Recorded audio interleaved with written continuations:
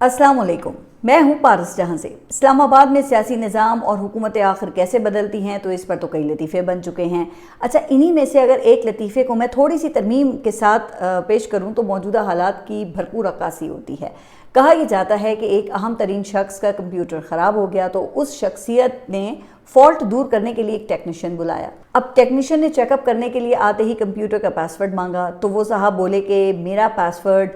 Superman, Batman, iron man, pink panther, Mickey mouse, Islamabad है। अब वो टेक्नीशियन ये सुन के बड़ा ही हैरान हुआ। उसने कहा कि साहब बहुत अजीब पासवर्ड रखा है, ऐसा पासवर्ड रखने की आखिर आपको ज़रूरत क्या पेश आई? तो वो साहब बोले कि ये हिदायत मुझे कंप्यूटर से ही मिली थी। उसमें लिखा हुआ था कि आपके पासवर्ड में कम से कम 5 कैरेक्टर्स और 1 कैपिटल ज़रूर होना चाहिए। अच्छा, ये सुनते ही वो तजुर्बेकार जो टेक्नीशियन था ना, वो उसने मसला पकड़ लिया और उसने कहा कि जनाब, सिस्टम को बरकरार रखने के लिए कैपिटल तो ज़रूरी है, लेकिन अगर इसे महफूज बनाना है तो 5 कैरेक्टर्स आपको बदलने होंगे जो कब के एक्सपायर हो चुके हैं। तो जनाब, अब इस सिस्टम को बचाने के लिए एक्सपायर्ड कैरेक्टर्स को बदलने का अमल शुरू हुआ है। तो ये नए नए लतीफ़े सुनने को हमें मिल रहे हैं, जिसमें से एक ये है कि नून लीग ने अपनी सियासत बचाने के लिए महमूद खान अचकज़ई से रब्ता किया है और कहा है कि हमारी सियासत ख़त्म हो रही है, हम इस तरह मज़ीद नहीं चल सकते, लिहाजा नया चार्टर ऑफ डेमोक्रेसी करते हैं। अच्छा, इसी से मिलती जुलती बात वो फिर ख्वाजा आसिफ ने असम्बली में की कि हम सब से माजी में गलतियाँ हुई, लिहाजा इन तलखियों को भुलाकर आगे बढ़ने का फार्मूला बनाते हैं और मिलकर एक चार्टर पर साइन करते हैं। तो अब ये ख्वाजा आसिफ की रिवायती काइट फ्लाइंग थी या फिर संजीदा प्रपोजल, तो इसका अंदाज़ा तो ख्वाजा आसिफ के हालिया कंडक्ट से लगाया जा सकता है, जहाँ पर उन्होंने भाई अपना करैक्टर तो नहीं बदला, अलबत्ता गिरगिट की तरह रंग बदलते हुए वो खूब दिखाई दिए, लेकिन हर रंग में सिर्फ चेरी ब्लॉसम का ही इश्तहार पड़ा है, जिसकी तफसील मैं ज़रा आगे चलकर आपको बताऊंगी। लेकिन ये बात अपनी जगह दुरुस्त है कि महमूद खान अचकज़ई ने शहबाज शरीफ को ताकतवर वज़ीर आज़म बनने के लिए गैर मशरूत ताउन की पेशकश तो की थी, जिसका जवाब हाइब्रिड स्पीकर ने गद्दारी के इल्ज़ामात से दिया था। अच्छा, अब पता नहीं कि अपोजिशन लीडर ने ये पेशकश जो है वो क्या सोच कर की, क्योंकि ताकतवर और तगड़ा होने के लिए तो आपको पता है ना कि फिर खड़ा होना पड़ता है, जिसके लिए फिर टांगों का होना लाजमी है। अच्छा, अब जिनकी टांगे काट कर फॉर्म 47 की बेसाखियां पकड़ाई गई हों, भला वो भी क्या कभी खड़े हो सकते हैं? तो ये एक ऐसी कशमकश है जो मरकज से होती हुई अब पंजाब में भी नुमाया हो गई है। वहां पर भी कहा जा रहा है कि कायम हाइब्रिड निज़ाम की दरारें ओपन हो गई हैं। अब ये मामला भाई है क्या, तो इस पर आने से पहले उस शख्स की ज़रा बात करते हैं ना जो अब भी मैदान में खड़ा है और जिसकी मज़ाहमत और इस्तकामत की वजह से निज़ाम रीथिंक करने पर मजबूर हुआ है। जी हाँ, मैं इमरान खान की बात कर रही हूँ, जिन्हें सिस्टम से जबरी तौर पे बेदखल किए हुए कुछ 4.25 साल तो हो चुके हैं, लेकिन भाई जिनको लाया गया है ना, वो ना तो मौशी और सियासी मैदान में पाँव जमा सके हैं और ना ही उनके पास कोई मकबूल आम बयानियाँ है। लिहाजा इस तनाजुर में इमरान खान से दोबारा रुजू किया जा रहा है। इत्तलात यही हैं, मगर इमरान खान वो रजीम के पेश करदा जो फार्मूला है ना, उसको कबूल करने के लिए हरगिज़ तैयार नहीं है। लेकिन इस हवाले से जुलाई का महीना कहा जाता है कि नहायत अहमियत इख्तियार कर गया है, क्योंकि आने वाले दिनों में देखें ना, एक तो वो खैबर पख्तूनख्वा का बजट पास होना है, फिर इमरान खान के 4 अहम केसेस की इस्लामाबाद हाई कोर्ट और सुप्रीम कोर्ट में समात है,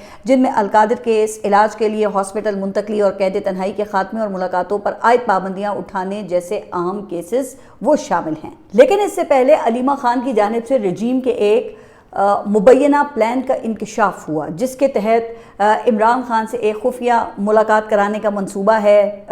जिसके बाद फिर अलीमा खान के बकौल इमरान खान की मुलाकातों पर मुस्तकिल पाबंदी लगा दी जाएगी। यानी कि इमरान खान की बहनों को खदशा है कि रजीम के काबिल एतबार किसी शख्स से इमरान खान की मुलाकात करवाई जाएगी, जो फिर मखसूस हालात बताकर इमरान खान से उमूमी हिदायत लेकर वो बाहर आएगा, जिसकी रोशनी में फिर जो खैबर पख्तूनख्वा हुकूमत और पाकिस्तान तहरीक इंसाफ को रजीम के साथ ताउन करने के लिए कहा जाएगा और यूं ये मौका भी ज़ाया हो जाएगा। और जब रजीम का काम निकल जाएगा तो फिर अगली ज़रूरत तक लंबे अरसे के लिए इमरान खान से किसी को मिलने की इजाज़त नहीं दी जाएगी। अच्छा, अब ये सिर्फ उनका इंकशाफ ही नहीं है, क्योंकि अलीमा खान ने ये इंकशाफ करते हुए कहा था कि उन्हें इत्तला मिली है। लेकिन बहरहाल फिर ARY पर अब ये खबर चली है कि जिस खुफिया मुलाकात का अलीमा खान ने हवाला दिया था वो बैरिस्टर सैफ से मुतवक्के है, और इस हवाले से ये दावा किया गया है कि बैरिस्टर गौहर, बुशरा बीबी की फैमिली और जेल हुकाम تینوں نے بیرسٹر سیف سے رابطہ کر کے یہ پیغام پہنچایا ہے کہ عمران خان اور بشریٰ بی بی آپ سے فوری ملنا چاہتے ہیں، لیکن چینل کی خبر کے مطابق ایک فیملی ممبر، جو ظاہر ہے کہ اشارہ علیمہ خان کی جانب ہے، اور کچھ پارٹی لیڈرز وہ اس ملاقات کے خلاف ہیں۔ اور یہ جو پارٹی لیڈرز ہیں نا، ان میں خیبر پختونخوا حکومت میں شامل لوگوں کا حوالہ دیا گیا ہے، اور یہ دعویٰ کیا گیا ہے کہ بیرسٹر گوہر ملاقات میں صوبے کی اصل صورتحال سے عمران خان کو آگاہ کریں گے، لہٰذا اس سے سہیل آفریدی کی حکومت وہ بھی خطرے میں پڑ جائے گی۔ پھر یہ بھی دعویٰ کیا گیا ہے کہ بیرسٹر سیف نے اپنے علاوہ بشریٰ بی بی اور عمران خان کی فیملی سے بھی ملاقات کروانے کی درخواست کی ہے۔ اچھا، اب اس خبر کے ایئر ہونے کے بعد پھر جو بیرسٹر گوہر ہیں ان کی تردید آ گئی کہ میں نے نہ تو ایسا پیغام کوئی موصول کیا اور نہ آگے بھیجا جس میں بشریٰ بی بی اور عمران خان کی جانب سے بیرسٹر سیف سے ملاقات کی خواہش کا اظہار ہو، اور مزید یہ کہ میں کسی ایسی پیغام رسانی سے واقف نہیں ہوں۔ اب دیکھیں، بیرسٹر گوہر نے تو اس بات کی تردید کر دی ہے، لیکن جو رپورٹر ہے نا، کیا کریں کہ وہ ابھی بھی اپنی خبر کے اوپر قائم ہے، اور اس کا کہنا یہ ہے کہ بشریٰ بی بی کی فیملی کو یہ سب اچھی طرح معلوم ہے۔ تو اب نہ تو جیل حکام کی طرف سے کوئی تردید آئی ہے، اور نہ ہی بشریٰ بی بی کی جو فیملی ہے اس کی طرف سے اس خبر پہ کوئی تبصرہ ابھی تک سامنے آیا ہے۔ لیکن اب تک کی اطلاعات کے مطابق نہ تو عمران خان سے بیرسٹر سیف کی ملاقات ہوئی ہے، اور نہ ہی بشریٰ بی بی سے ان کی فیملی کو ملنے کی اجازت ملی ہے، جبکہ نورین خان کے اکیلے ملنے کی پیشکش عمران خان کی بہنیں وہ پہلے ہی مسترد کر چکی ہیں۔ اب بشریٰ بی بی کا خاص طور پہ حوالہ دیا گیا ہے کہ بیرسٹر سیف سے ملاقات کی تجویز میں بنیادی طور پہ ان کا کردار ہے، لیکن بشریٰ بی بی کا جو تازہ ترین پیغام سرکولیٹ ہو رہا ہے اس میں انہوں نے اپنی والدہ کو میسج بھیجا ہے کہ مجھ پر بہت ظلم ہوا ہے، لیکن کہا یہ جا رہا ہے کہ اس کے باوجود وہ ابھی تک اپنے اس وعدے کے اوپر قائم ہیں جس میں انہوں نے کہا تھا کہ وہ عمران خان کی کمزوری نہیں بنیں گی بلکہ ان کی طاقت بنیں گی۔ حالانکہ عمران خان آپ کے علم میں ہے کہ کئی بار اپنے بیانات میں یہ باور کرا چکے ہیں نا کہ بشریٰ بی بی پر ظلم ان کو توڑنے کے لیے کیا جاتا ہے، مگر بتایا یہ جاتا ہے کہ نہ عمران خان ٹوٹے ہیں اور نہ ہی بشریٰ بی بی کی ہمت ٹوٹی ہے، اور دونوں جو ہیں وہ آنکھوں کی میڈیکل کنڈیشن کے باوجود ہر قسم کے ٹارچر کو برداشت کر رہے ہیں۔ اچھا، اب دوسری طرف میں گزشتہ روز وزیر اعظم پاکستان کا ایک بیان دیکھ رہی تھی جو انہوں نے ٹارچر کے وکٹمز کی حمایت کے عالمی دن کے موقع پر دیا، جس میں ان کا کہنا یہ تھا کہ تشدد، غیر انسانی یا توہین آمیز سلوک بین الاقوامی قوانین اور اسلامی تعلیمات کے منافی ہے، لہٰذا تشدد کے مرتکب افراد کا احتساب یقینی بنانا ناگزیر ہے۔ اب کوئی پوچھے وزیر اعظم سے کہ جو کچھ عمران خان کے ساتھ گزشتہ 3 سال سے ہو رہا ہے کیا وہ ٹارچر کے زمرے میں آتا ہے یا نہیں؟ کیا کوٹ لکھپت جیل میں قید 70 اور 80 سال کے لوگوں کو ایک ہی نوعیت کے مختلف کیسز میں 287 اور 299 سال کی مجموعی سزائیں سنانا انسانی سلوک ہے؟ اور پھر کیا پاکستان تحریک انصاف سے وابستہ لوگوں کے ساتھ یہ رجیم عزت والا سلوک کرتی ہے؟ اور پھر وزیر اعظم صاحب یہ بھی بتائیں کہ اس ظلم کے لیے کس کا احتساب ناگزیر ہو چکا ہے، کیونکہ سیاسی ذمہ داری تو ظاہر ہے کہ پھر وزیر اعظم کی اپنی بنتی ہے نا۔ بہرحال بیرسٹر سیف سے اب تک ملاقات نہ ہونے کا مطلب پھر یہی ہے کہ عمران خان کی جانب سے ابھی تک رضامندی نہیں ملی ہے، تو پھر یہ سوال اٹھتا ہے کہ بیرسٹر سیف سے ہی ملاقات کے لیے زور کیوں ڈالا جا رہا ہے؟ تو کہا جاتا ہے کہ اس کا مقصد جیل سے باہر فلٹرڈ پیغام لے کر آنا ہے جس میں کسی شخصیت پر تنقید یا کوئی مزاحمتی بیانیہ شامل نہ ہو، یعنی دوسرے الفاظ میں نظام ایک بیانیے کا بوجھ بھی نہیں اٹھا سکتا نا۔ لیکن کہا جاتا ہے کہ ان بظاہر مفاہمتی کوششوں کی وجہ سے شہباز حکومت کی تو جان نکلی ہوئی ہے، جس کی وجہ سے اب ایک طرف اپوزیشن سے مذاکرات کے آپ دیکھ رہے ہیں نا کہ ڈورے ڈالے جا رہے ہیں، تو دوسری طرف کچھ تجزیہ کاروں کو میدان میں اتارا گیا ہے جن کا کام وہی 9 مئی کا جو بیانیہ ہے اس کی جگالی کرنا ہے، جس کی بنیاد پہ اب یہ تجزیہ کار بیانیہ بنانے میں مصروف ہیں، اور وہ بیانیہ یہ ہے کہ موجودہ اسٹیبلشمنٹ عمران خان سے نفرت کرتی ہے، اور یہ کہ موجودہ اسٹیبلشمنٹ کی قیادت کے ہوتے ہوئے عمران خان کے لیے کوئی گنجائش نہیں ہے۔ تو اب اگر ایسا ہی ہے تو پھر بیرسٹر سیف کی خدمات وہ کس لیے پیش کی جا رہی ہیں، جس کا واضح مطلب یہ ہے کہ ایسا نہیں ہے، کیونکہ موجودہ نظام کے سیاسی کریکٹرز وہ ایکسپائر ہو چکے ہیں۔ اب آپ کے علم میں ہے کہ یہ موجودہ حکومت کا 5واں بجٹ ہے، لیکن معیشت ابھی تک اپنے پاؤں پر کھڑی نہیں ہو سکی ہے اور وہ بیرونی سپورٹ پر ہی قائم ہے، جو ہٹ گئی تو پیچھے قرضوں کی کھوکھلی عمارت ہی ہے۔ اور پھر گزشتہ 4 سالوں سے ایک ہی کہانی ہمیں سنائی جا رہی ہے کہ بھئی معیشت کو استحکام کی طرف لے جانا ہے، لیکن جناب استحکام کی پوزیشن اس وقت یہ ہے کہ دفاعی ضروریات پوری کرنے کے لیے بھی وفاقی حکومت کے پاس اب پیسے نہیں ہیں، اور وہ صوبوں کی گردن پر پاؤں رکھ کر نکلوائے جا رہے ہیں، جبکہ مالی حالت یہ ہے کہ خام تیل کی عالمی قیمت وہ وہ جنگ سے پہلے والی پوزیشن پر آ گئی ہے، لیکن پاکستان میں پیٹرول اب بھی یہ 30 سے 35 روپے مہنگا ہے۔ اچھا، اب یہ گزشتہ رات اس حکومت کو اتنی توفیق نہیں ہوئی کہ یہ ریلیف پاس آن کر سکے، لہٰذا پیٹرولیم مصنوعات کی قیمتیں برقرار رکھی گئی ہیں، لیکن اس کے باوجود یہ جو آئل کمپنیز ہیں نا، یہ خوب شور مچا رہی ہیں، اور آئل کمپنیز نے الزام لگایا ہے کہ حکومت نے قیمتوں کا غلط حساب لگایا ہے اور پیٹرول کی قیمت 11 روپے اور ڈیزل کی قیمت 45 روپے ایکسٹرا کم کر دی ہے۔ یعنی کہ آئل کمپنیوں کو موجودہ قیمت پر بھی اعتراض ہے۔ ظاہر ہے نا کہ جن کے منہ کو اربوں روپے کا ناجائز منافع لگا ہو تو وہ اعتراض ہی کریں گے پھر۔ لیکن بہرحال معیشت میں استحکام کا منترا ہے تو سیاست میں استحکام پاکستان ہے، جس کی بڑی مثال یہ جی بی کے الیکشن ہیں، جہاں پہ آئی پی پی کو آپ نے دیکھا کہ پیراشوٹ کے ذریعے اسمبلی میں اتارا گیا، اور یہ کام کہا جا رہا ہے نا کہ گزشتہ 3 سال سے جاری ہے۔ اچھا، اب میری نظر سے سلمان اکرم راجہ کا ایک بیان گزرا جس میں وہ وزیر اعظم کی جانب سے یہ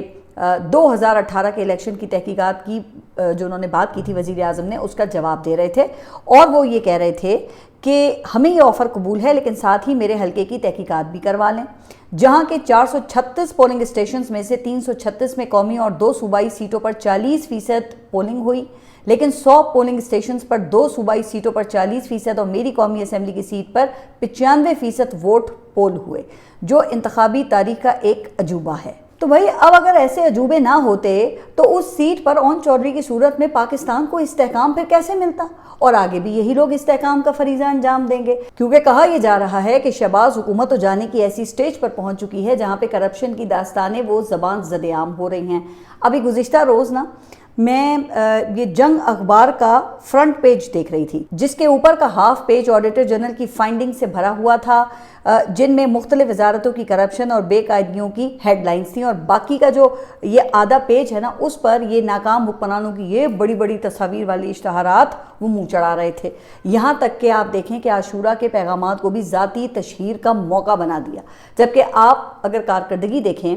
تو ہر روز کسی وزارت میں کرپشن سامنے آتی ہے۔ اب یہ ریلوے نے 1 سال میں 61 ارب روپے سے زائد کا نقصان کیا ہے، جو گزشتہ سال کے مقابلے میں 19% زیادہ ہے۔ اچھا، اب دیکھیں یہ تو ہو گیا نقصان، جبکہ آڈٹ رپورٹ میں 34.5 ارب روپے کی بے قاعدگیاں وہ اس کے علاوہ ہیں، جن کے مطابق یہ پیسہ خرچ کرتے ہوئے قواعد و ضوابط کی پابندی نہیں کی گئی۔ پھر اسی طرح پیٹرولیم لیوی اور ٹیکس کی مد میں 6 ارب روپے کی چوری کا انکشاف ہوا ہے، جس کے بعد ایک نجی آئل کمپنی کے خلاف مقدمہ وہ بھی درج ہو گیا ہے۔ اب آپ یہ دیکھیں کہ ایک طرف غریب ٹیکسی اور یہ بائکیا چلانے والوں سے لیوی جیسے ظالمانہ ٹیکس وہ وصول کرنے میں کوئی رعایت نہیں ہے،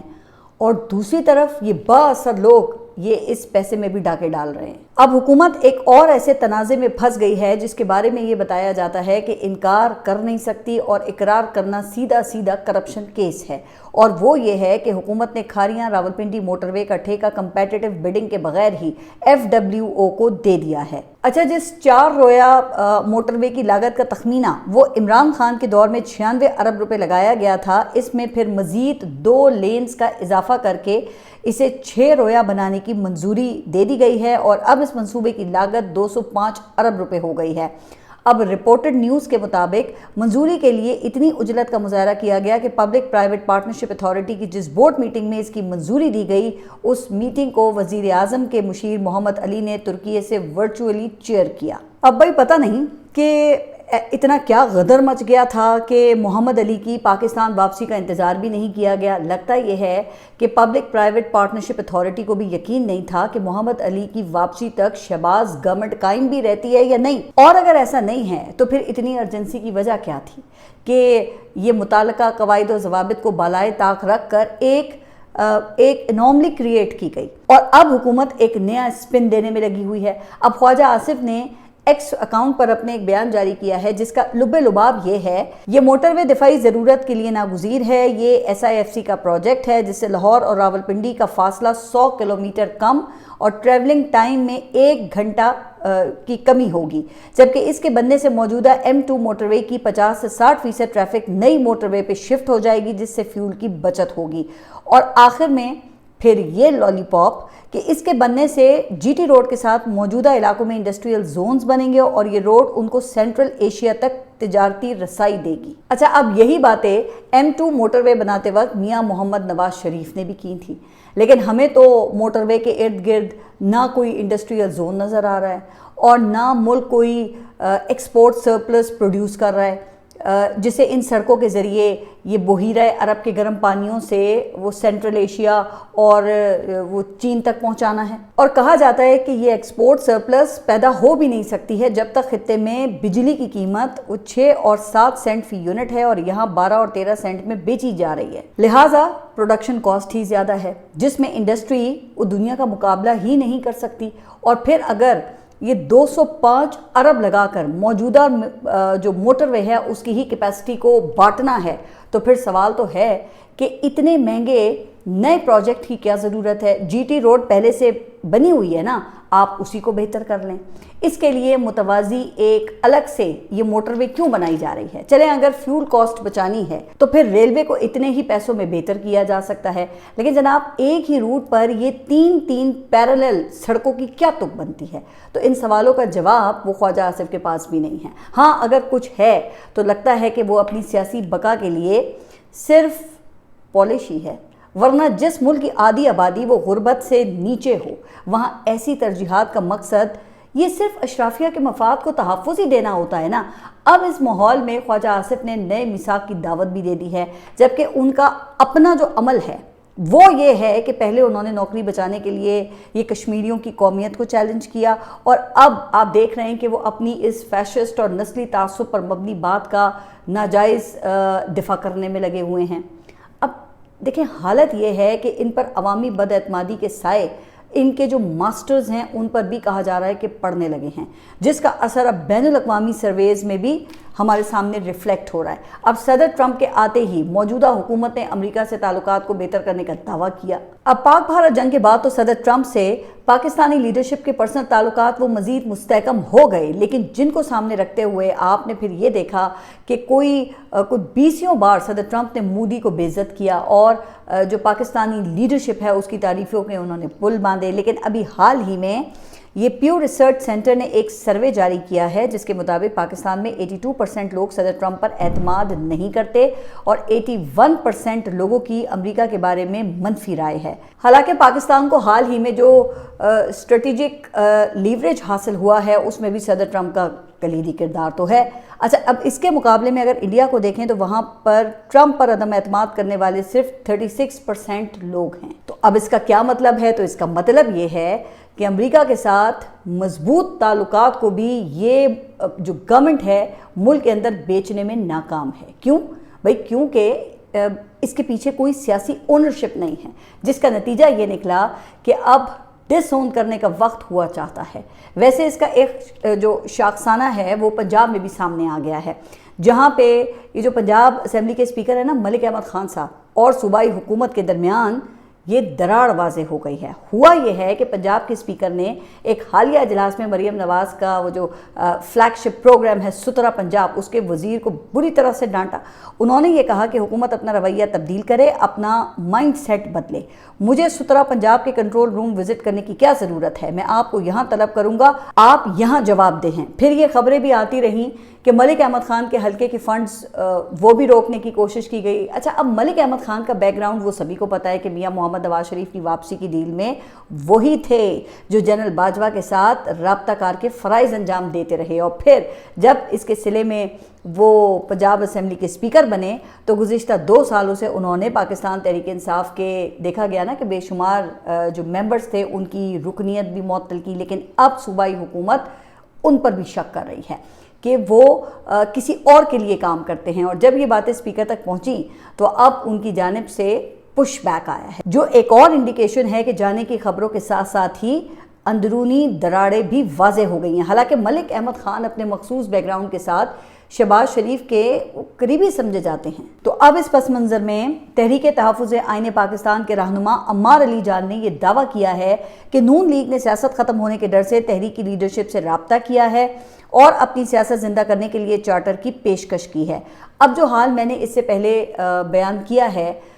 ویسے کیا اس کو سامنے رکھتے ہوئے یہ نہیں لگتا کہ ان میں اتنی ہمت یا جرت ہوگی کہ یہ اپنے ماسٹرز کی مرضی کے خلاف کہیں کوئی رابطہ کر سکے؟ تو میرا تو خیال یہ ہے کہ بھئی بالکل بھی نہیں، کیونکہ کہا یہ جا رہا ہے کہ نون لیگ اس سیاسی بقا کی جنگ میں ریلیونٹ رہنے کے لیے جان بوجھ کر ایسا تاثر دینے کی کوشش کر رہی ہے، اور پھر اس دوران یہ ایک آدھ کوئی انقلابی بیان بھی دلوا دیں گے، جیسے ابھی میاں جاوید لطیف نے دیا ہے، جس میں اداروں کے کنڈکٹ پر سوال اٹھایا گیا ہے۔ ان کا کہنا یہ ہے کہ عوامی ایکشن کمیٹی اور دوسرے جتھوں کا کھیل کھیلنے والے کرداروں کو بے نقاب کرنا چاہیے۔ تو جناب آپ کو روکا کس نے ہے؟ کل کے بجائے آپ آج بے نقاب کریں۔ مگر وہ کیا ہے کہ نہ یہ بیان دینے کی وجہ ہے اور نہ ہی مقصد۔ وجہ یہ ہے کہ سسٹم کے ٹیکنیشین نے ایکسپائرڈ کریکٹر سے نجات کا علاج تجویز کیا ہے، جس کی انہیں خوب پریشانی لگی ہوئی ہے، اور مقصد ہے کہ اس عمل کو مختلف پھر ہیلے بہانوں سے